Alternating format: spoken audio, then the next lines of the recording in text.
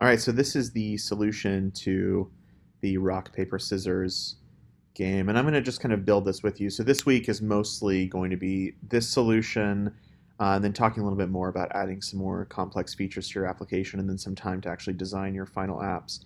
So I'm going to start by just adding a label, and we'll just call this our like win condition label. I'm going to make it a little bit bigger. There we go. And then I'm going to do some very simple things, just some buttons. So I'll do a button here, a button here, and then one more button. So I have all three. Again, I'm not trying to make this look pretty. I'm going to add another label, and this will display what the CPU has chosen, what the AI, quote unquote, has chosen. So I'm just going to leave that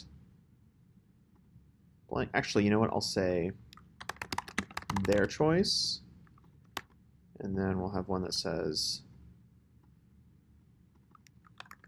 your choice.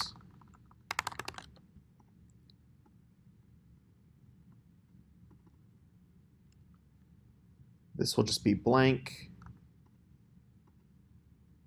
long enough to display whether it says rock, paper, or scissors.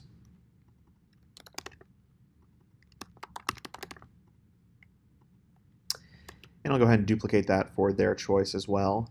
And then let's add another label for our win condition, which will also be blank. Shouldn't have done that before I expanded it a little bit. So let's expand it.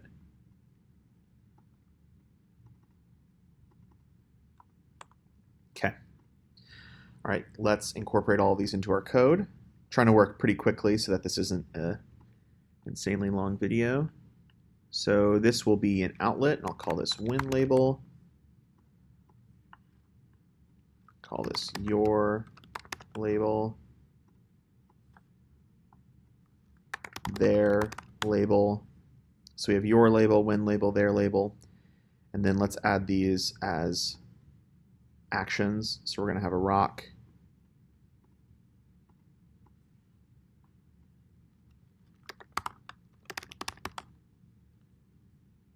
paper, whoops. It's kind of hard to do the right click sometimes, so I'm just going to do the control click. And scissors pressed as well.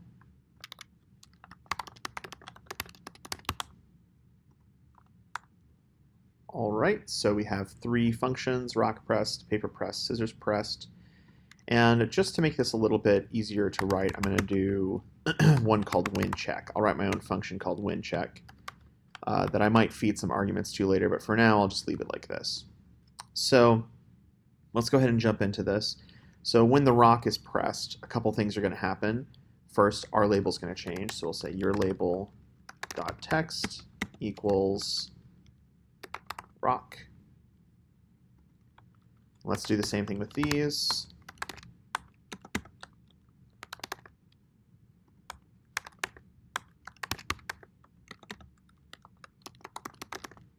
All right. And then we're going to have their label change to a random selection. So we've got this set up, and let's create a random selection now. So the way that I'm thinking of doing this is that we have numbers 1, 2, and 3, and we randomly select one of those, and then based on that random selection, we will check if they win or lose.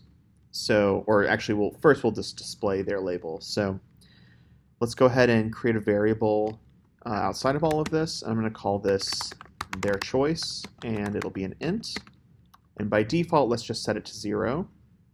So when rock is pressed, their choice will equal a int.random, and we'll say, let's do, here, let me let it autofill. We'll just do range, and I'll do 1 through 3. So I can do 1, 2, or 3 as ints. Okay? This is going to be the same in all three of these. Okay? And then we'll create a switch statement. So the switch statement is going to be their choice. And we'll do a case of 1. Then we're going to change their label dot text equals, and we'll say 1 is rock. Let's create another case.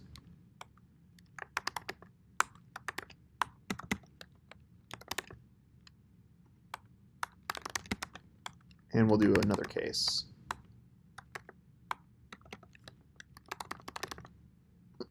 I'll just do a break if this isn't true. And just to be careful with our bugs, I'm going to tab this in. I'm going to wrap this in an if statement. So I'll say if their choice does not equal 0. So if it's anything other than 0, do this. So that's just in case something happens. I want to make sure that it's not 0. Run these things. I know that this is kind of already checking that, but I just want to make sure. So we have that if statement. That looks good. I was thinking about writing an else statement, but let's not worry about it. So let's just take all of this, and we'll copy it to each one of these. Okay. And then what we're going to do is jump to the when check down here. So after this is run, I want to jump to when check. Right, so that's going to run when check. And we'll do that on each one. And this is a separate function. The reason I'm doing this as a separate function is just for simplicity's sake, so that I can keep things organized. So we're going to jump to that function. And what we're going to do is we're going to check what their choice is and what your choice is and decide how that's going to work. Okay? So the when check can be, this could be really long. There is a simpler way to do this with math, but for now I'm going to do a slightly longer version. So we're going to take in some arguments, and the arguments that we're going to take in is a value for their int and a value for our int, which I actually didn't give us one. So let's also write a new variable for ourselves. I'll jump back up to the top and I'll call it our choice. And by default, I'm going to have it equal to 0. So if we pick rock, we're also going to change our choice to 1. If we pick paper, we're going to change our choice to 2. And this is just, again, for simplicity's sake. There's a million different ways to accomplish this, but this is the way that I'm doing it. So we're going to have the number 1, 2, 3. And we're going to compare it to their numbers. So thinking about this, we don't actually need arguments because these variables are existing as global variables out here, and we can just compare them.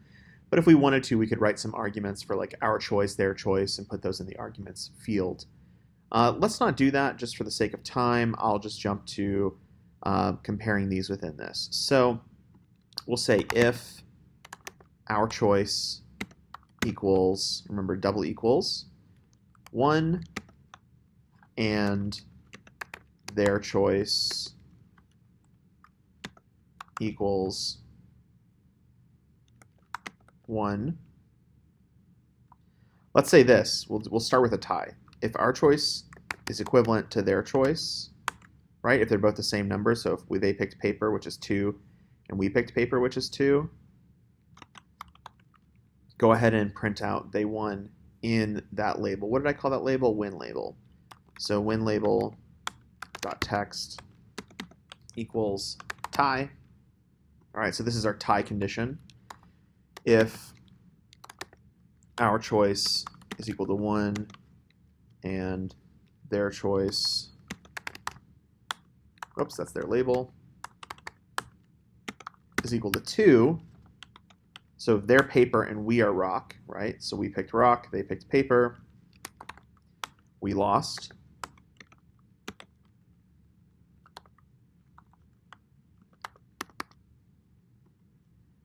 All right, and then I'm just going to copy this, paste a few more. So if their choice is 3, then we won. I'll put 1. If we picked 2 and they picked 1, So if we are paper and they're rock, we won. If we picked 2 and they picked 3, we lost. If we picked 3 and they picked 1, then we lost. And if we picked 3 and they picked 2, we won. I think that's all correct. All right, so let's run it and give this a test. All right, so it's running. Let's hit rock. They picked rock, we picked rock, it's a tie. Let's hit paper. We both picked paper. Let's pick scissors. Okay, so we won that one, paper. We won that one, tied. We lost. Looks like it's working. So that's the basic solution. There's lots more that you could add to this, but that is essentially how you solve this problem.